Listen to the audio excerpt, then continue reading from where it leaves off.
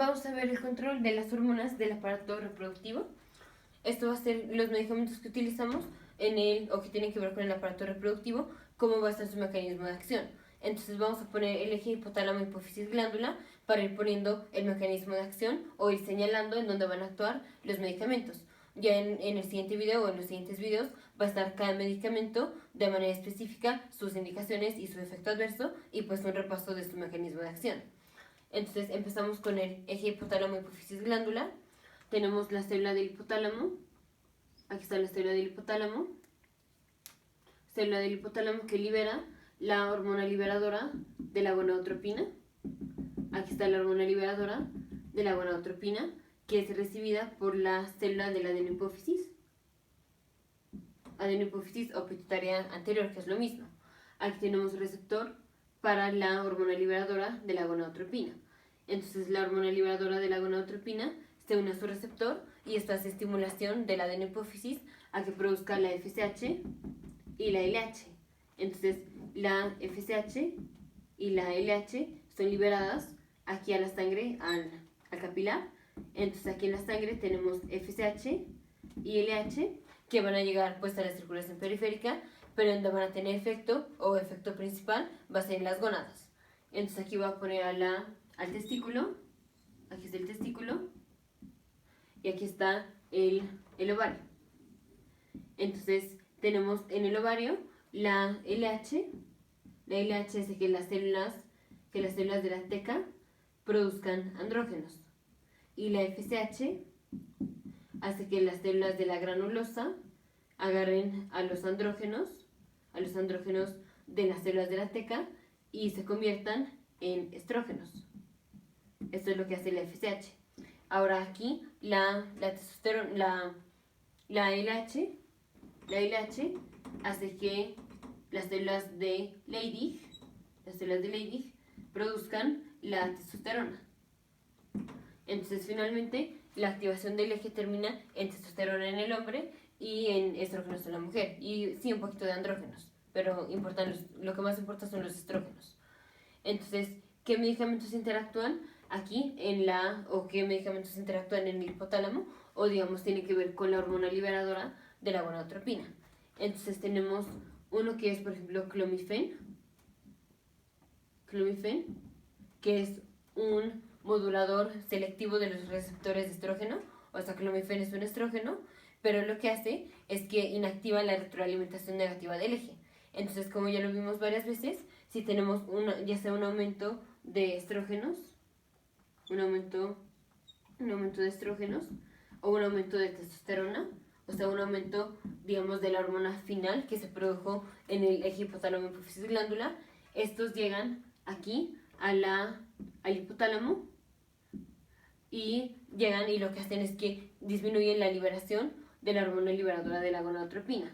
Porque esto es, si tenemos, por ejemplo, mucho estrógeno, no queremos producir más estrógeno. Entonces, al llegar aquí al hipotálamo, disminuye la concentración de hormona liberadora de la gonadotropina, entonces hay menos hormona que le llega a la adenohipófisis. Entonces, la adenohipófisis no está tan activa, entonces no produce tanta FSH ni LH. Y al no producir la FSH ni la LH, o no tanta, tenemos menos andrógenos, porque tenemos menos LH, entonces tenemos menos estrógenos, una porque tenemos menos andrógenos y otra porque la FSH está disminuida, como ya vimos.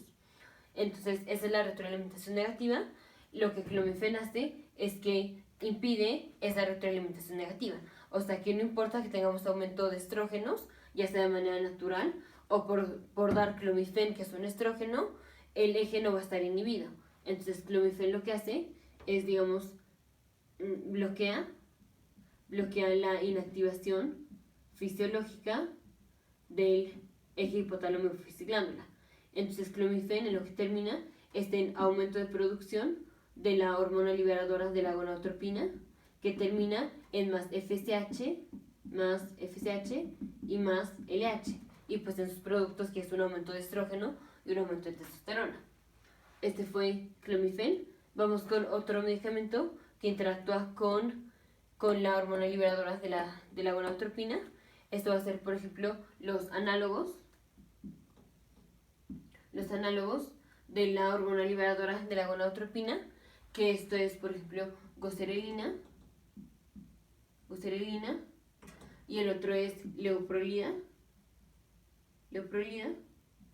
Ahora depende de si lo damos de manera pulsátil o de manera continua, si el eje va a estar activado o inactivado.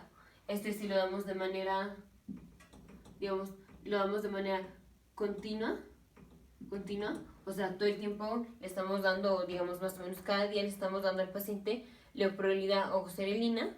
Esto inactiva al eje. Esto quiere decir que menos FSH y menos LH se va a producir. O sea, al dar un análogo de la hormona liberadora de la gonadotropina, o sea, es como si estuviéramos dando hormona liberadora de la gonadotropina, pero recordemos que darla de manera continua, esto hace que no haya estimulación de la adenohipófisis, o bueno, esto disminuye la estimulación de la adenohipófisis. Entonces, al darla de manera continua, disminuye se inactiva el eje. Esto quiere decir que tenemos menos FSH y menos LH, y por tanto menos de sus productos, que es la testosterona y el estrógeno, si la damos de manera continua. Ahora, si la damos de manera pulsátil o de manera discontinua, tenemos activación del eje. Esto quiere decir que vamos a tener estimulación de la adenohipófisis, o sea, vamos a tener más FSH. Esto activa al eje. Esto quiere decir que vamos a tener aumento de la FSH y aumento de la LH. Y vamos con el otro medicamento que interactúa con lo que tiene que ver con la hormona liberadora de la gonadotropina, que es de Gorelix. Entonces, esto lo que hace es que es un antagonista del receptor es un antagonista de la hormona liberadora de la gonadotropina. Esto quiere decir que bloquea los receptores de la hormona liberadora de la gonadotropina. O sea, cuando Degorelix se une al receptor de la hormona liberadora de la gonadotropina, Degorelix lo que hace es que inactiva al receptor, o digamos, no estimula la adenohipófisis. Entonces, al no estimular a la adenohipófisis, tenemos disminución de la FSH y de la LH, y por tanto disminución de los productos que es testosterona y estrógenos. Entonces, Degorelix es un antagonista de la hormona liberadora de la gonadotropina. Esto termina en disminución de FSH y disminución de LH. Entonces, ya vimos los que interactúan con o los que tienen que ver con la hormona liberadora de la gonadotropina. Ahora vamos con los que tienen que ver con la testosterona. Entonces, vamos aquí a ver primero el testículo. La testosterona es producida a partir del colesterol, y tenemos enzimas o un montón de enzimas para la producción de testosterona.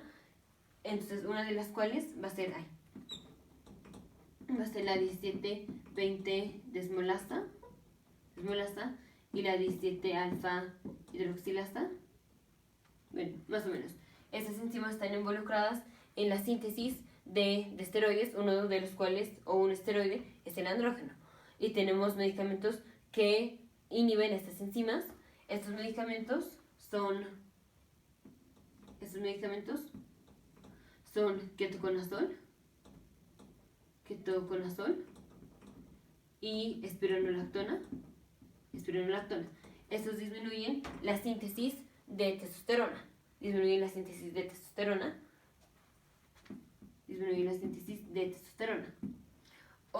Vamos con otro medicamento. Vamos a ver a finasterida.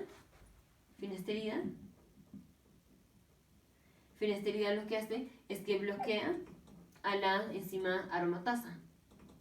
Y recordemos que la aromatasa es la que convierte la testosterona en dihidrotestosterona. Entonces, voy a borrar aquí. Digamos, aquí en el testículo tenemos testosterona, y la testosterona es convertida a dihidrotestosterona por medio de la enzima aromatasa. Si bloqueamos esta enzima, si bloqueamos la aromatasa, entonces tenemos... aromatasa no. es 5 alfa, 5 alfa reductasa. Puse mal encima, es 5 alfa reductasa.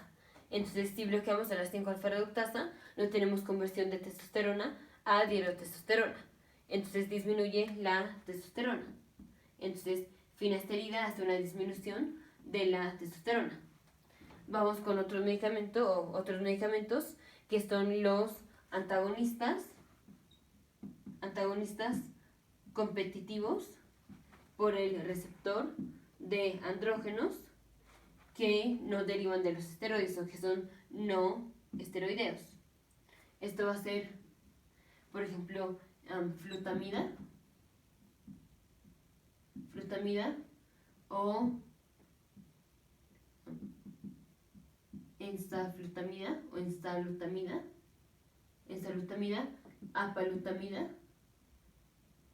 apalutamida y bicalutamida. Estos lo que hacen es que son antagonistas competitivos de los receptores de andrógenos. Esto es, aquí tenemos una célula periférica o un tejido periférico que está respondiendo a la testosterona o a la dihidrotestosterona, que los dos son andrógenos. Entonces aquí tenemos receptor para el andrógeno, para la testosterona o la dihidrotestosterona. Ahora el receptor lo estoy poniendo aquí adentro de la célula porque el receptor para los derivados de los esteroides está intracelular, no está en la superficie. Entonces, los antagonistas competitivos de los receptores de andrógenos compiten por el receptor de los andrógenos, pero, bueno, aquí está, digamos, flutamida o lo que sea, se une a este receptor, pero estos no son derivados de esteroides, aunque se unen a un receptor que es para un esteroide como es la testosterona y la dihidrotestosterona. Entonces estos bloquean el receptor. Entonces aquí tenemos la célula periférica o una célula de un tejido periférico y estamos bloqueando el receptor de la testosterona o de la dihidrotestosterona.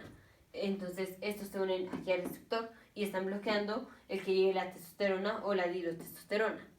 Entonces vamos a tener disminución de los efectos de la testosterona porque la testosterona no se puede unir aquí a su receptor porque compite con flutamida y apalutamida y estos.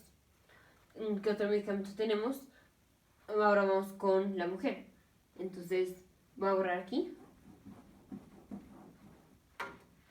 Ahora vamos con los que disminuyen los estrógenos.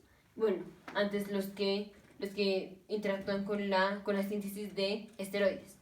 Entonces tenemos, aquí está el ovario, y para formar los estrógenos ya vemos que agarramos a los andrógenos. Entonces primero tenemos que formar andrógenos. Entonces el ovario produce andrógenos. Entonces de los andrógenos que va a producir es, por ejemplo, la testosterona, porque la testosterona finalmente se convierte en estradiol. Entonces aquí, igual, para hacer formación de testosterona, tenemos involucrada, por ejemplo, ¿qué medicamento disminuye la formación de testosterona? Igual que aquí, ketoconazol. Y podemos agregar otro que es danazol, que es un andrógeno, pero tiene efecto, digamos, como mínimo, o no tiene tanto efecto androgénico como la testosterona. Entonces, hoy vimos la síntesis de testosterona por medio de ketoconazol, o disminuimos el efecto de la testosterona al dar danazol, porque danazol es un agonista parcial de los receptores de los andrógenos. Entonces, aunque es un andrógeno danazol, no tiene tanto efecto como la testosterona. Entonces, estos son los que interactúan con la testosterona. Ahora, ¿cuáles disminuyen la conversión de testosterona a estrógeno? Recordemos que la enzima que convierte la testosterona en estrógeno es la aromatasa. Ahora, si bloqueamos esta enzima, vamos a tener disminución de estrógenos. ¿Qué molécula bloquea la aromatasa? Esto va a ser el danazol. Entonces, el danazol disminuye el danazol disminuye la testosterona no, danazol no, es el anastrozol. Anastrozol es la molécula que bloquea a la aromatasa. Otro medicamento es el letrozol o exmesenato, pero clásico es anastrozol. Entonces, anastrozol bloquea la aromatasa, o sea, bloquea la formación de testosterona a estrógeno. Eso es lo que hace el anastrozol. Y ahora vamos con los receptores de estrógeno. En el tejido periférico, como puede ser, por ejemplo, el endometrio o las glándulas mamarias o el hueso, tenemos receptores para estrógenos. Aquí igual los receptores están de manera intracelular. Entonces aquí tenemos el receptor que se une a un estrógeno. Y ahora dependiendo de que si estamos depende de que si estamos en el hueso o en la glándula mamaria o en el endometrio, que los moduladores selectivos de los receptores de estrógenos van a ser agonistas o antagonistas del estrógeno. Vamos a ver a lo que me refiero. Aquí tenemos un tejido periférico, ya sea hueso o glándula mamaria o el endometrio, y tenemos que el estrógeno está unido a su receptor. Ahora podemos dar tamoxifen o raloxifeno. Estos son moduladores selectivos de los receptores de estrógeno, pero depende de qué tejido estemos. Esto es, ya voy a borrar aquí la célula una célula periférica que responde a la testosterona. Entonces, el tamoxifen, este es un agonista de los receptores de estrógeno en el endometrio, y es un antagonista de los receptores de estrógeno en la glándula mamaria. Por eso se utiliza como tratamiento para cáncer de mama. Ahora el raloxifeno, este es un antagonista de los receptores de estrógeno tanto en el endometrio como en la glándula mamaria. Entonces ya vimos, o digamos, este es el esquema de los medicamentos que vamos a encontrar. Entonces, medicamentos que interactúan con la hormona liberadora de la gonadotropina. Vamos a tener clomifen, que es un modulador selectivo de los receptores de estrógeno que inactiva el bloqueo fisiológico del eje hipotálamo-hipófisis-glándula.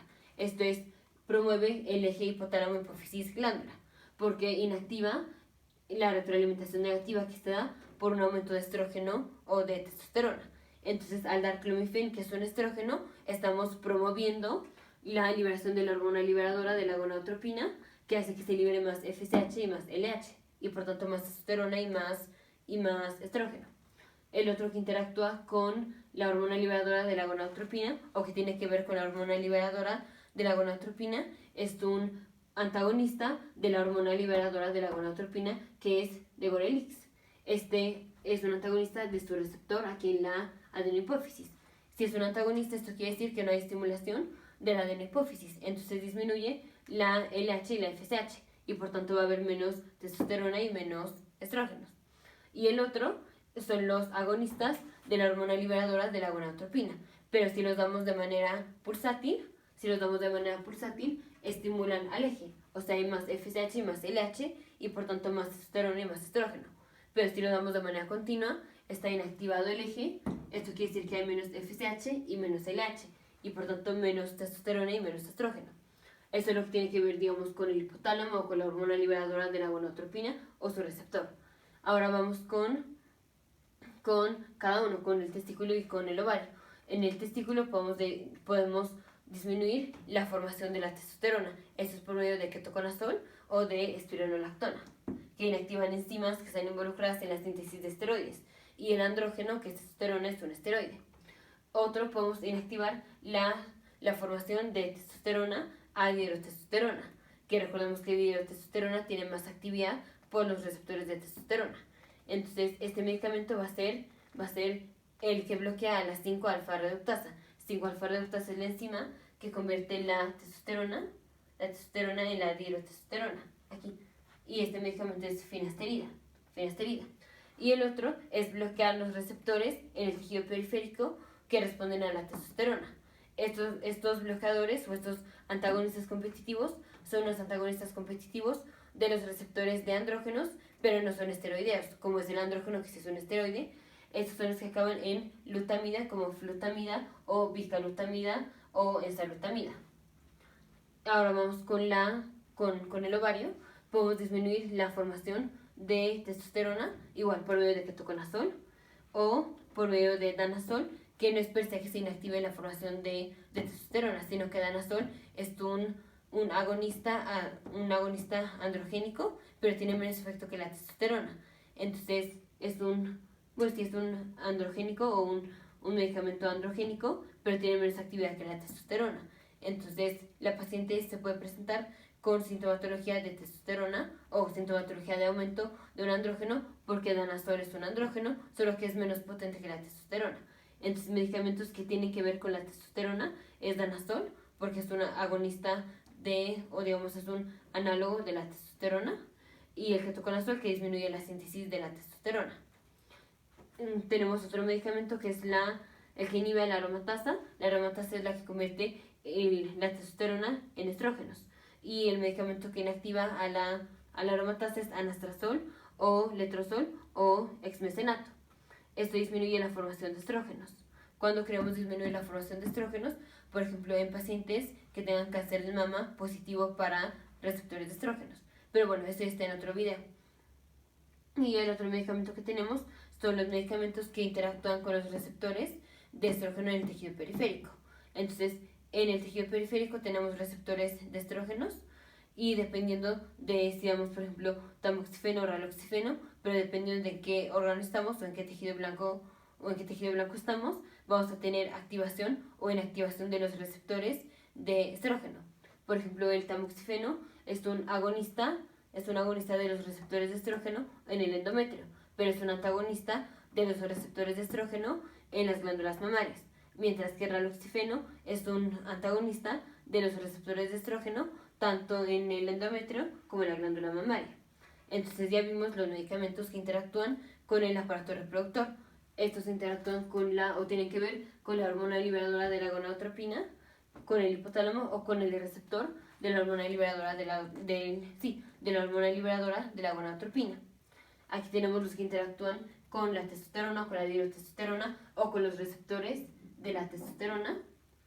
Y aquí tenemos los que interactúan con la testosterona, los que interactúan con la aromatasa, que es disminuir la formación de estrógenos, y los que interactúan con los receptores de estrógenos, que es tamoxifeno y raloxifeno. Nos vemos en el siguiente video.